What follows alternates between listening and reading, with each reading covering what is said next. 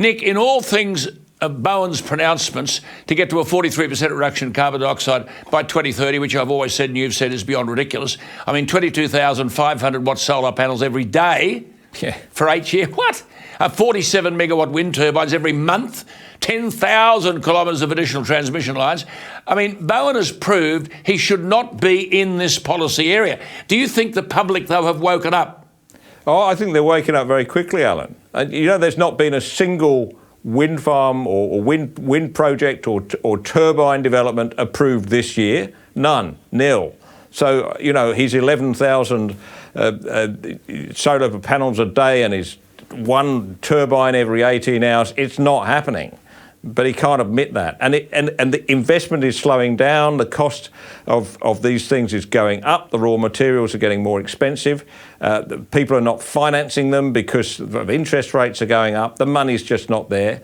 It is an impossible task. And at some point or another, the government is going to have to admit this, unless it's out of government by that point.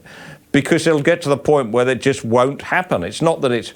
But, I mean, why does the opposition... I mean, I go back about Brittany Higgins. Why do they give up on Brittany Higgins when she got $3 million, apparently, of taxpayers' money? We don't know why. So you'd persist with that. Why didn't you persist with this? Why wouldn't Peter Bowen be screaming every day, someone will eventually listen to him, there are over 450 nuclear power reactors in the world, in over 50 countries, many of them using our uranium, just as many countries have risen out of poverty by buying our coal and gas.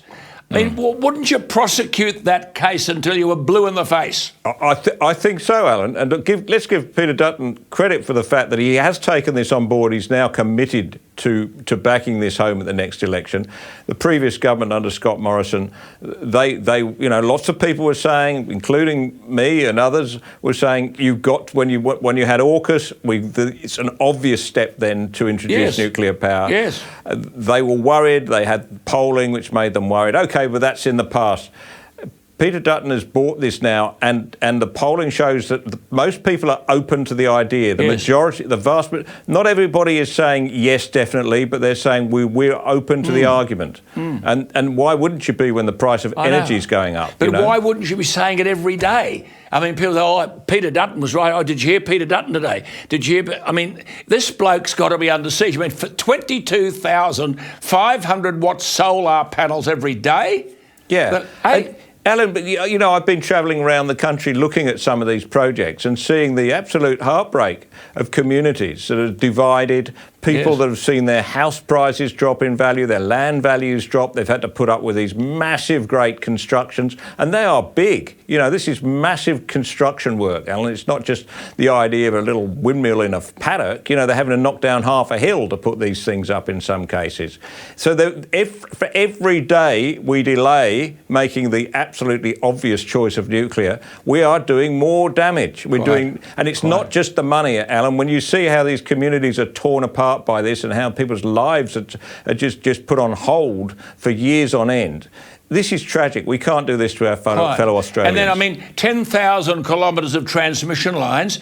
The farmers and others out there, or the people on the seaboard who perhaps don't care about the farmers, do you understand these people are most probably going to, the government, Bowen, compulsorily acquire productive land to shove in these transmission lines because basically the energy is way out in whoop-whoop and they've got to get it to the grid. I mean, is this what they're going to do? And where do they get 10,000 kilometres minimum of transmission lines from? We wouldn't need any of this, of course, if we'd gone to nuclear. We would not need any of it. Correct.